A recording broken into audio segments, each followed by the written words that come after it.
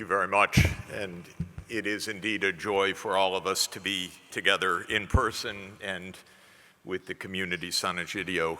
We look forward to this so much, and it's a great honor and pleasure to be here. Pope Francis in Laudato Si said that our interdependence obliges us to have a common plan for our common home. And Pope Francis spoke to the world leaders on September 25th, 2015, saying these words and calling on the leaders to adopt a common plan. After Pope Francis finished his speech, the world leaders adopted Agenda 2030, the plan for sustainable development, including the 17 Sustainable Development Goals. A few weeks after that, also in no small part, in my opinion, due to Laudato Si and to the Pope's intervention with world leaders, the world leaders adopted on December 12th, 2015, the Paris Climate Agreement. We have a framework for global action. We have a framework that we need in this very dangerous and dire time in the world. But we don't abide by the framework. And I want to spend a few minutes explaining why we don't abide by the framework. The people in this room want to abide by the framework, I have no doubt. The major religions of the world want to abide by this framework. There is no doubt.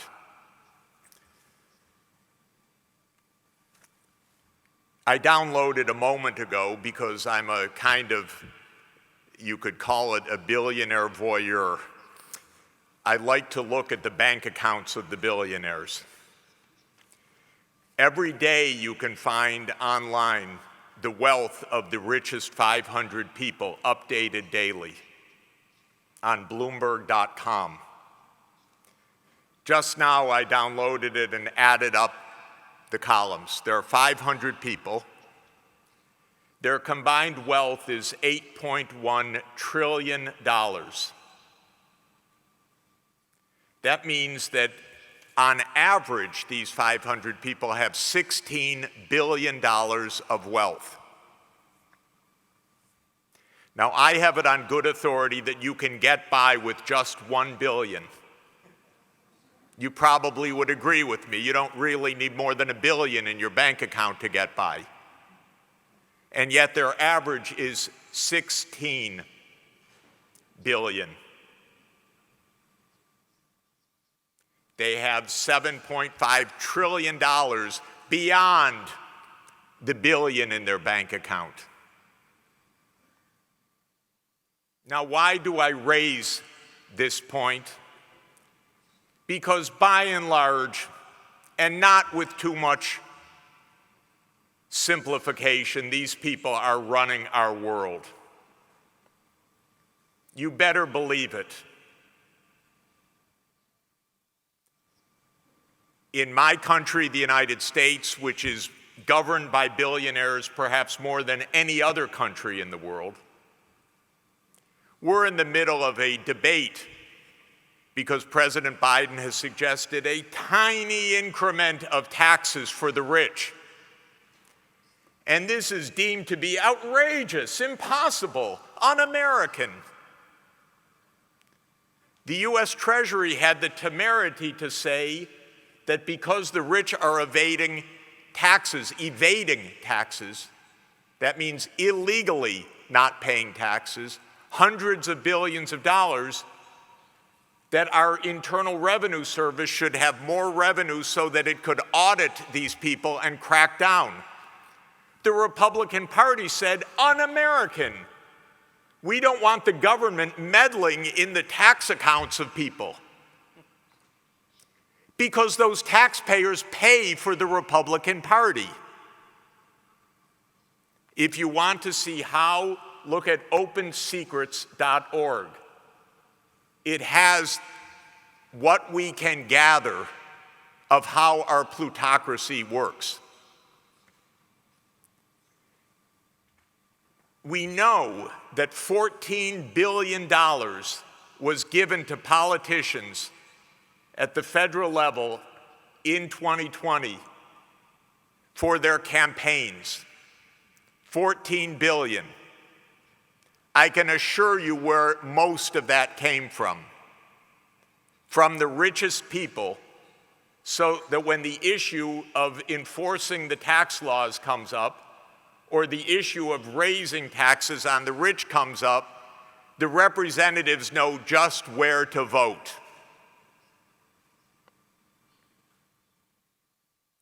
I'm sorry to sound a little crude in this, but this is what is standing between us and having a livable planet, a decent planet, a place where people can prosper. You know, just a modest proportion of the income on that wealth, just take a 5% return, and they earn more than that, I can assure you.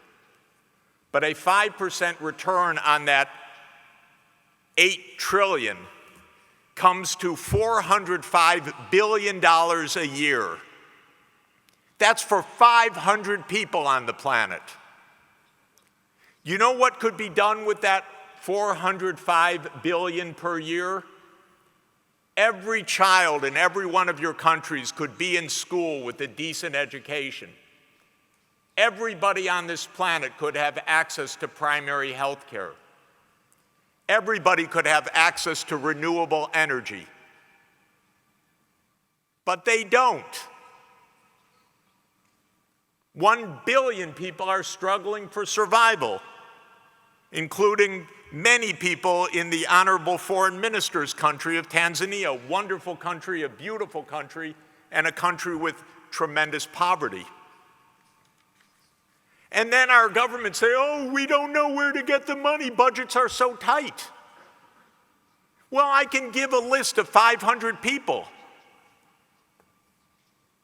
with $8.1 trillion. And if you don't want to focus just on 500, focus on the 3,000 billionaires in the world. They have $15 trillion of wealth. There's no shortage of funds, of technology, of knowledge. But the whole rich world together couldn't come up with $100 billion that they promised 12 years ago in Copenhagen for developing countries for the climate. It's mind-boggling. This is a mental disease of the super rich. Pope John Paul II had a good term for it. He called it structures of sin. Why do we tell each other all the wonderful things we all agree should be done? Where is the accountability for the rich and the powerful? I know in my country there is no accountability right now. The United States is a locus of these structures of sin. It is a country with incredible military power to destroy. By the way, I'm sure you would agree, but if we haven't caught on now, military power can create nothing good. Every war the United States has been in has been completely destructive. The ignorance of the leadership in the United States is unbelievable. I'm not talking about particular individuals. I'm talking about a mindset. Because when you have a big army, you think it solves problems. When you have 6,000 nuclear warheads, you think it solves problems. When you have hundreds of billionaires, you think you run the world. We have a media so vile, owned by Rupert Murdoch, another one of these billionaires that I regard as one of the most evil people on the planet, who tells Americans every day, don't do this socialism of taxing the rich. That's socialism. You know what the biggest warning we get in the United States is? Don't be like Europe. That's the great horror. Of course, said by senators and congressmen who don't even have a passport and don't know. This truly is our crisis, ladies and gentlemen. We do not have accountability of the rich and the powerful.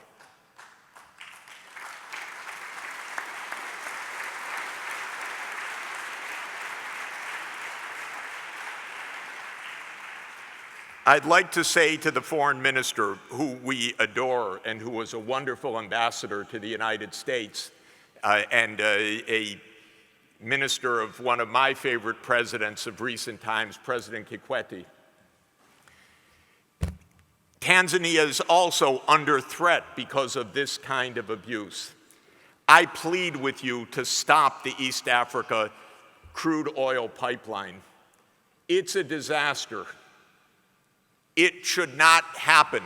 It's another case of rich and powerful entities, in this case Total, despite all of the knowledge and all of the evidence saying, we don't care what the International Energy Agency says, we don't care what the Paris Agreement says, we don't care what the IPCC says, we're going to build a pipeline to pump oil from Uganda through the most precious ecosystems you can imagine, through the chimpanzee reserves,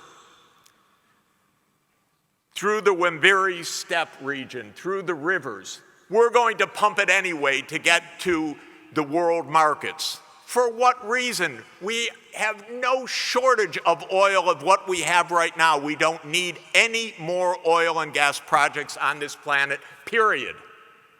We need to help Tanzania have a massive expansion of renewable energy. That's what we need.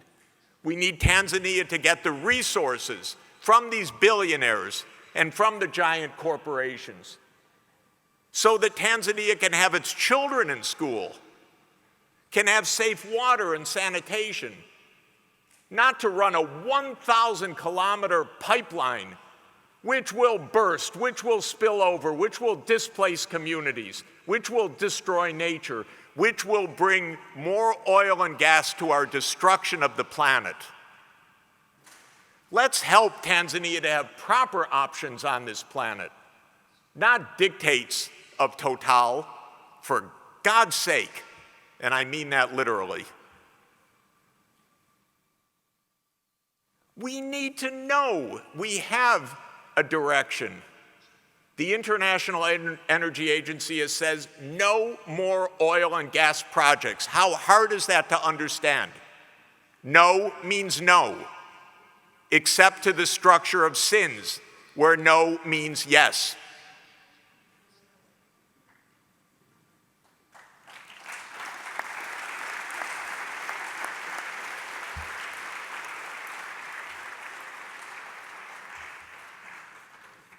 We are privileged that we are ahead of two major diplomatic events.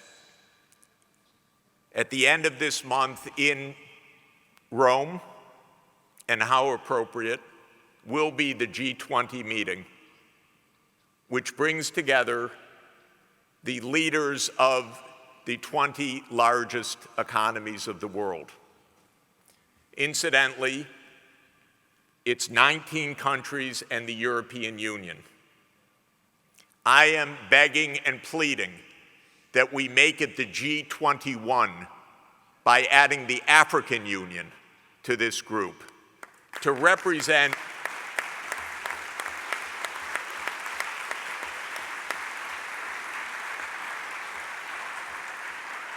to represent 1.4 billion people on the planet who are otherwise not represented and whose voice and wisdom are crucial for our world.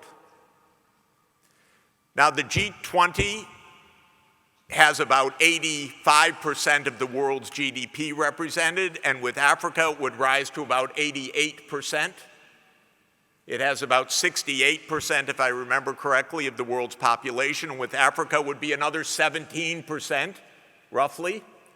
We would make it a representative body for deliberation. The G20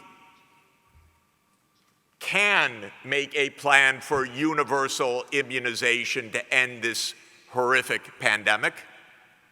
The G20 can confirm at least the $100 billion, which is so minimal in terms of the size of our wealth and our world economy. Remember that the world economy is $100 trillion a year. 100 trillion. So 100 billion is 1,000th of the world economy to save the planet. And they can't even find that. This is how distorted the rich world is. And all the United States thinks about is more nuclear submarines, more alliances, more circling China. It's reckless, it's dangerous, it's destructive. It could bring us to the very brink of our demise. After the G20 will be COP26. This is the time when all countries of the world must say, we are going to zero. No more emissions, no later than 2050. That's why projects like the East Africa pipeline make no sense. They will be stranded. We can't have these programs because we must get to zero.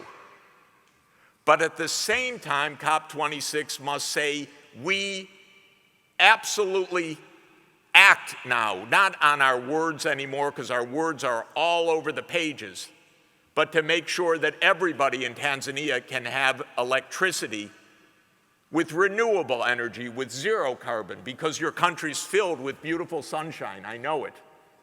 I love visiting your country. It's a paradise. It's one of the most beautiful places on the planet. And everybody could have access to electricity with solar power. This is so beautiful, and the cost is so low. But we need these 500 people taxed properly so that the revenues are there so that this work can get done. So, ladies and gentlemen, we have no shortage of need. We have no shortage of goals. We have no shortage of technologies and remedies. We have no shortage of goodwill in the world. What we must have is accountability of all for the common good. Thank you very much.